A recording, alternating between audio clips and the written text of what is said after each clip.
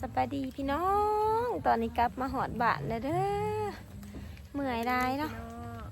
เมื่อยนั่งรถเบิดเหมื่อพี่น้องเลยไปกินข้าวยืนป่าแล้วก็คอยกลับมาเนาะแล้วสติสิถ่ายเบิ่งบ่ได้อีหยังแหน่มาฝาก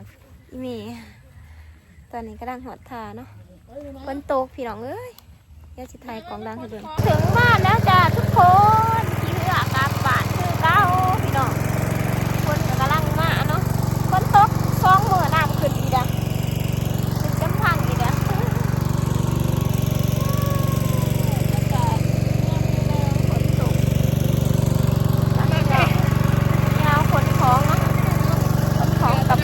ก่อนเด้อ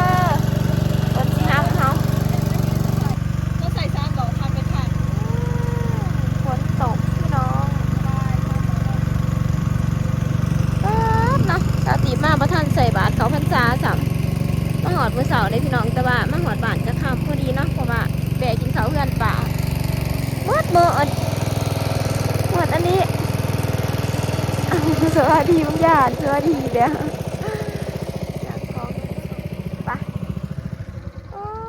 จะรัดมาหาต้องยังไงทางอันเปื้ออันทางลบ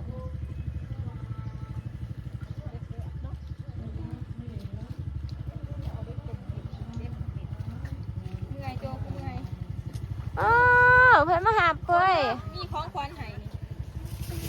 คือไปกันคนเอาคล้องไปจับแม่เลือกอ่อนนัดเลิศอยู่เนาะก้นของขึ้นเพื่อนกันพี่น้องตอนนี้มาหอดเลือดเท่าเลยเนาะ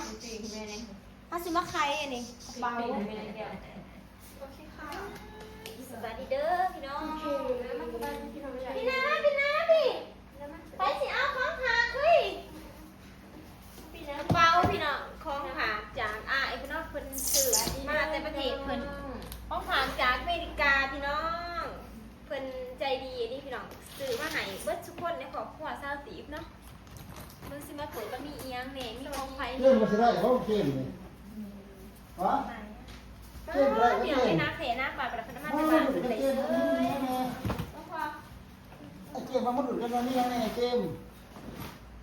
อันนี้รองเท้าของสติสีสินเทปเนาะแพงมากเลยนะเนี่ยไอเจียนสิเอายังเนาะเกมดูนี่กันให้เกมนี่เจ๊ให้ไหนเกมของสเจงกับไอโจสบายดีพี่น้องไหมพี่เลิศจะบอกแกะกล่องนี่เกิดอะไรอันนี้ม่วงพี่น้องว้ามาซื้อม่วงไห่ซาสีแอปเปิลบอสป้ามีทุกอย่างเลยนะนี่อันนี้ซีมแฮงของมาจากอเมริกาเลยเด้อดิเป็นมาแต่บ้านกระโหกคล้องมาคล้องขาไปเท่าไรดิพี่น้องเลยอันนี้ไม่พี่น้องไมโครโฟนอันนี้ของใครเนาะเอาใครเองใครทำงานอีโรอะไรนาฬิกาพี่น้องมุกเนาะนาฬิกานาฬิกาแพงเลยเลยเขาก็แพงเนาะเขามาแต่นอกซาสาเป็นอย่างให้เห็นซื้อให้เอาอันนี้คอลลาเจนพี่น้องคอลลาเจนเอามาให้อีเล่บำรุงกระดูกบำรุงอะไรเนาะป้าอันนี้ก็ของแท้พี่น้องเราเนาะถ้าเรายังสื่อมันก็โอ้โหเทนดิซี่ยังเห็นแล้วจ้าอ่านสื่อมันเป็นอ้าวคุณยายนี่ต้องมักเหล่าใครมึงเบิ้งหะอันนี้ของสากอันนั้นสากก็สากกล้องสากทุกท่านน้ำตาลเดียวว้าพี่น้องผมเคยมีจะเกลือก็ต้องใส่สากเพื่อใส่นี่ยุบกันเหล่าอันนี้ของเซาแพมพอเป็นขาของร้านนะของลูกพี่น้องเป็นขานี่มีช็อกโกแลตนะกล้อง กินบ่เคยเห็นแต่ในโทรศัพท์นั่นล่ะไอ้แล้วให้แพมนึงแพมสีของเฮาตัวนี้แพมได้กินช็อกโกแลตพี่น้อง บอกให้เจมเลยล่ะ ป้าตัวนี้ป้าสื่อลายดีพี่น้องก็ถูกง่ายแต่ของเสร็จเลยอันนี้กระเป๋าผ้าแดงเลือของน้องแก้วตัวนี้ลูกผ่าน้องแก้วเอาแล้วให้เจ้าของเจ้าอันนี้เปหูผ่าให้พ่อน้องเจมเอาจับสีใช่นาเลยได้คู่โอ้จะตายทำไมเป็นสะพายอันพายขา เอาไปใส่แล้วต้องกินเนี่ยบนน้ำแบบว่า ป้าตัวนี้กระเป๋ากุชชี่ของซาตีเพิ่นซื้อให้เป๋าพายทั้งขาแบบเท่ๆ ทุกเพื่อกินอย่างนี้ อันนี้น้ำหอมพี่น้อง อากาศเขา เพิ่นว่าเอาให้บ่าวซุปมาเป็นข้อผ่าบ่าวซุปน้ำหอมกุชชี่อันนั้นตัวนี้ของซาตีน้ำหอมกินแห้งขนาดนั้น ทำมีการเนาะ เด้ค่ะโกโปรเลยนี่ยังมีอีกอยู่เนาะ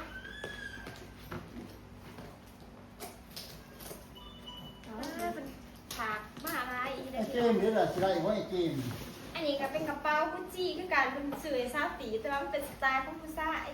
ถ้าคนจีบไทยคือก็คืออะไรกับของพอเจอนัดเนาะกระเป๋ากุชชี่อันนี้ของแบรนด์แพงที่สุดในประเทศแล้วได้นี่แพงที่สุดแบรนด์นี้แล้วอ่ะ ใส่เป็นแบบนี้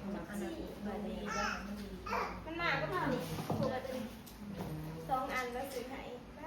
ขอบใจได้ได้เด้อซื้อได้ซื้อดีเนาะอันนี้ลำโพงพี่น้องบลูทูธไม่อีพออีพอหลายอย่างนี่คือจักเหลาจักอันนี้เราก็ลำโพงมาคู่กันเลย นี่แล้วก็มีน้ำพุ มันเชื่อมกับโทรศัพท์บลูทูธนะ แข็ง อันนี้ เสื้อตุกะ กล่องยังโอ้กล่องโกโปรพี่น้องเท่าไหร่โกโปรนี่สิบวันนี้ซื้อโทรศัพท์ดอกเลยเนาะป้าโกโปรได้พี่น้องโกโปรโกโปร13นี่พี่น้องว้า ใส่ ผมเคยใส่ได้เกลือ ทองเอ็นเนาะเห็ดเลย ฟองขวดสุงานเลยป้าพี่น้องเลยเป็นสื่อให้ชาวตีเมื่อทุกสิ่งทุกอย่างของว่าจะประเทศมันทุกขอบใจอ่านได้ร้ายเด้อนี่อันนี้ของอีเมย์ใหญ่กว่าหมู อย่าพูดอันนั้นตัวนะ ใครว่างเอาใครเองของเก็บแม่เอามีเด้อแล้ววะถ้าทานมันอันนี้เราบุ๋มสื่อใหม่เนาะอันนี้ของสเจมพี่น้องเป็นสูตรเชิญ ก็คนอยู่บริ อ๋ ษั อ ท สมพอดีแล้วนี่ เอาไปบ้าง แข็ง เอาไปเสร็จเย็นใหม่มันเปื่อยแล้วได้ก็เลยเอาชุดจะนัดตัวนี้พอดีนะฮะสูตรจีน่าพี่น้องสื่อให้เราจะนัด2สูตรเนาะขัดได้นี่โอ้คือใหญ่เลยยังไงวะใส่เลยใส่จานนี่อ๋อตัวนี้สีแดงมันโง่ไอ้บุ๋ม พอชอบคุณคนไร ป้า ใหญ่เป็น โอ้กระเป๋าอีเมงอ่ะเฮ้ยเอ๊ะราคาเป็นเก่ากับราคาเป็นคู่บ้านเท่าไหร่ จะได้สีแดงไม่สีดำก็ ป้า สีแดง สีเมงกระเป๋าง่ะวันนี้ เอาไปเอาไปคู่ พี่น้องเป็นสื่อหายว่าได้แสดงได้ทราบตีสื่อหายว่าทุกคนได้ขอบคู่เลยมาทำมาแนมเบิ้งคุณยังแนมเลย ไปยังดีกว่า มีหัวกระเป๋าอีเมงโจ้มีบ่มันมีบ่ใส่หัวถือใจบ่ขอบใจคนในเรื่องเป็นสื่อให้จำเลยเด้อดีไม่แห้งเนาะจำด้วยเก่าๆแล้วจำด้วยอันนี้ใส่แข็งแข็งอันนี้มันก็เสือซาติพี่น้องผู้ภาค ดีเลยค่ะ เพิ่นเอิ้น อันนี้สนใจแบบนี้เกะออกตัว เนี่ยแต่แอปเปิลบอสแอปเปิลบอส อ้าวกระดีใจยังนี่กระดีขอบใจเลย นี่เพื่อนได้ พี่น้อง ตัว ได้อย่างนี้ เสือมันมา ขอบใจได้หลายเด้ออันนี้มีสาวกาทักอันนี้แก้บังแกอะไรก็แก้บังไปโอ้ยคือสิเบิร์ดได้พี่น้องคือแนวแบบ ใช้ปิดน้ำบ้างค่ะที่เขาแกะออกไปดีแกะออกก่อนลูกแกะออกก่อน กูจะมาแกะออกเลยแกะออกเบิ้ลหัน เนี่ยมึงกองซ้าเนี่ยมันเห็นมันสักคนอยู่บ่ กิน ตัวนี้หน่อยกว่า โดยที่นั่นเลย ว้าวสื่อก็สีเอามาแกะมาเลยใส่สิน้องเอ้ยนักเป็นนักใช่ที่ไหนบ้านเด็บเนี่ยแกะเนี่ย มันดีของแก อันนี้มันแกะเนี่ยเด็บผมเนี่ย การงานที่กอง แกะเขายังเบิ่งที่สื่อหรอก ที่หมาของแกนี่ของแก คอยซื้ออยู่ปะอยู่ไทยแต่คูละ5,000เลยนะ4-5,000เลยนะเนี่ย ก็ดูมันมันอีกของ นี่เอาไปตา ตัวเสือซื้อได้ทีกู บ้า แล้วมันจะไปจงแล้ว พี่น้องอันนี้เป็นค้ากล่อง ยังละนะ ก็ค้าอันนั้นเที่ยวสามแป๊บโทร ที่ ศั นั่ พ ง ท์ มาติ้งอยู่เลย สาทั้งมุ้งข้างทั้งมุ้ง แบบพี่กันพี่ไม่ได้เรื่อง พี่ดาวพี่ดาวค่ะไปดี ดีดีกันโอ้ยมันได้ตัวได้ตามหน้าไม่ถูกตามหน้าเกี่ยวว่าใส่ได้ แค่50ประกอบนะพี่น้องมันนะใช้ปิดน้ำมันไปอาบน้ำมาจังเลย เดี๋ยวก็ลองมึงไปทาง นอกเบิ่งก่อนเลย อาเจมเป็นฉันดอก หน้าเบิ่งพี่น้องเลยดีใจนะพี่น้องเคยแต่ว่านี่ของผ่านไปเลยจ้าเตือนในชีวิตชาวตีถ้าก็มีคนแบบเอ็นดูเนาะเป็นผากแบบทุกอย่างเลยหายว่าทุกคนในครอบครัวขอบใจอายได้เด้อที่สำคัญครอบครัวชาวตี ใจเลย ดีใจบ่ ใจเนาะ ใจ แล้วมึงเบิ่งหาตังไปอันนั้นใหม่เด้อให้เขาอันนั้นใหม่ก็ใช้ใหม่เนี่ย นี่ยัง น้ำพุกับเสื้อบลูทูธสีเพลงเลยสี ไอ้ เบิ้ล ซีมัน นี่ดี พูดเลย โอ้ เปลี่ยน ย ไป ตี เลยเบาๆเลย สีเมียนสีใส เบางามพี่น้องแบบนี้ได้ไหม ที่สา คะ ที่บอกอ่ะ นี่ต้องผ่านสิงานไปเที่ยวไปยังไทยผักแล้วเนี่ยง่ายแบบนี้ป้าง่ายเขาจะกระเป๋าแล้วหาแพงเด้อ ฟังกันได้ ใช้ถัดเต็มหน่อยใส่ชุดหนึ่ง ขึ้นมาก็ได้ เทียบเลยใส่ชุดงามพี่น้องแต่ภาษีเบิ่งเอียงก่อนแล้วมีได้อย่างเป้าในขาเอวตัวนี้พอเอาบ่มาดีบ่ยิ้มยิ้ม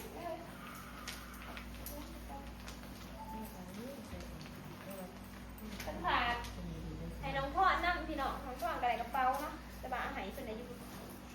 กระ เอ๊ะ เป๋า สู สู ง ง เป็น ของ ตี เบา ได้ สูง ไหม น้ำหอมกุชชี่อันนั้น แกวงกิ่งเมนวะ อันนี้คือคอย หรือว่ามัน ไม่ได้ ใส่ ใส่ยี่ได้ ไม่ยังแกได้ยังไม่เป็นแบบนั้นนี่เขาเหมือนเด็กนะ ไม่เอากินอะไรนะ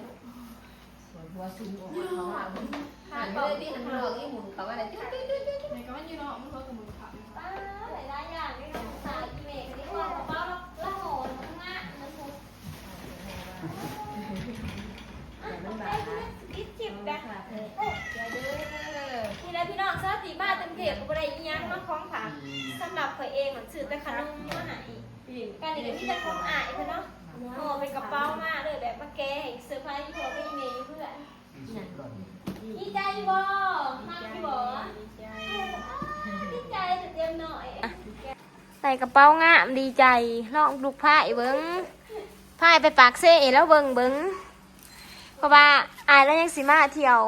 ลาวอยู่เด้อพี่น้องไปสิมาเที่ยวปากเซ่เนาะไปสิมายามบ้านป่าสาวตีบอยู่เซ่ไหนโอ้มากบ่อ่ะย่างดีฮะย่างคนเจ็บขาเนี่ย